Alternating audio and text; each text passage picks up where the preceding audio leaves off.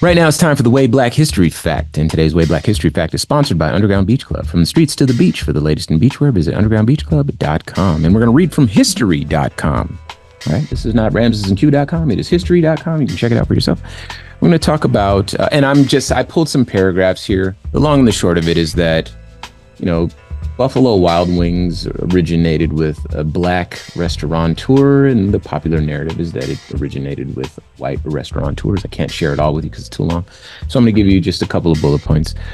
In the 1960s, a black restaurateur named John Young opened Wings and Things in Buffalo, New York. Around the same time, a white couple named Frank and Teresa Bellissimo began selling chicken wings at the Anchor Bar, about a mile away from Wings and Things.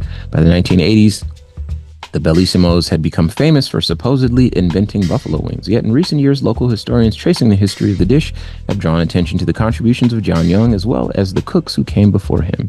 Chicken wings have had a place in both restaurant and home cooking for a long time, around the country and around the globe. In Buffalo, the oldest known establishment to serve chicken wings is the Clarendon Hotel. A copy of the hotel's menu from July 1st, 1857 lists an entree called Chicken Wings Fried. In addition to this menu, Cynthia Van Ness, the director of the Library and Archives at the Buffalo History Museum, has also found a recipe for chicken wings in an 1894 issue of the Buffalo Commercial Advisor. It's unclear when Young opened his Buffalo restaurant, although he applied for a business license for Wings and Things in 1966. Interviews with Young and former customers indicate that he likely started selling food under that name before applying for the license to do so. In any case, Young's restaurant became known for serving breaded, whole wings tossed in Young's own version of mumbo sauce. Again, the article goes a little bit more into the history, the black history of that down in DC and blah, blah, blah. But skipping ahead, at some point in the mid-1960s, Frank and Teresa Bellissimo's telling, their Anchor Bar began serving its own version of chicken wings. Unlike Young's Wing, the Anchor Bar's chicken wings were fried, broken into pieces, and tossed in hot sauce. In this recipe that today's buffalo wings most closely resemble, as the dish took off in the 1970s and 80s, it was the Bellissimos who received most of the credit for, quote, inventing, unquote, the buffalo wing.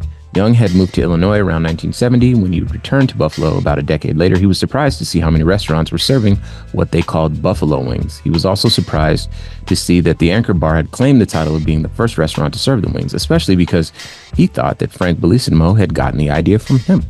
Young's advocacy helped him secure recognition as the first person to open a Buffalo restaurant centered around chicken wings. He names it Wings and Things. That's what he specialized in, and I think he absolutely deserves credit for that, Van Ness says. In the 1980s, more restaurants outside Buffalo began to sell their own Buffalo-style wings.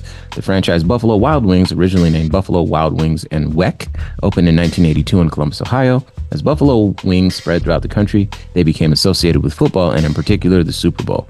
This increased demand for chicken wings has come with a serious change in price. Back when the Super Bowl began in 1967, buffalo wings would have been a cheap chicken option for game day food.